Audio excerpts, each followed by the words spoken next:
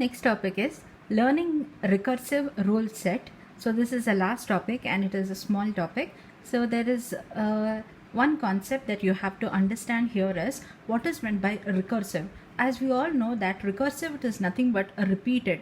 So here learning a recursive rule set means, so when we include the target predicate, so that is our target predicate. What is meant by a predicate? Predicate, it is a relational symbol, so that is represented in the form of an example. I can consider it as a greater than or less than. So if I include the target predicate, that is an yes or no condition, in an input list of a predicate, then FOIL, that is a first order inductive learning, it is going to consider this condition.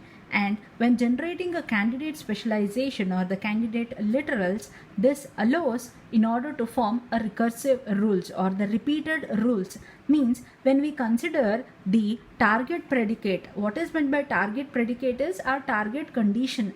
So what is a target concept? So if I consider a complete database of an enjoy water sport, enjoy sport, then we see at the output that is an yes condition for different attributes and their attribute values. So that yes or the no condition, what is there for enjoy sport, it is nothing but target predicate.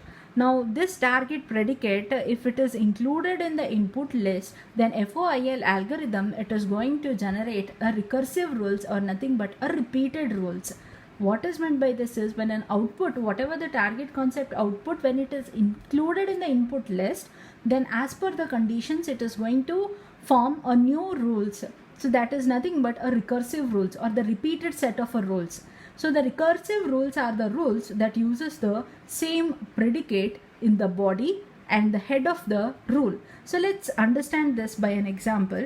Here you can see that ancestor x comma y, it is mapped to parent x comma y, ancestor x comma y, parent x comma z, disjunction of an ancestor z comma y. So the same thing, it is written like this. If parent x comma y means y is a parent of x, then y is the ancestor of x. Yes, if y is a parent of x, then y is the ancestor of x here. So whatever the variables, that is x comma y, that is utilized here at the output, it is also used at the input here. So understand, whatever the variables that is used at the output, it is also used in the input. So this is called as an recursive rule. So let's see another example. If parent y comma z, disjunction of ancestor z comma y, means z is the parent of x. When z is the parent of x, y is a parent of z, then y is the ancestor of x. Understand? Z is the parent of x. Who is Z? Z is the parent. I don't know whether it is a father or mother. Just understand, Z is the parent of x. Y is the ancestor of this Z.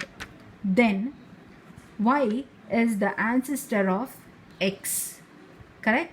So whatever the target predicate that has been present here, it is included in the input. So what are all the variables? Meaning is, what are all the variables that is used at the output, it is also used in an input, and thus leading to an recursive rule or the repeated rules. So recursive rule is the one, it uses the predicate, that is the same predicate in the body and the head of the rule.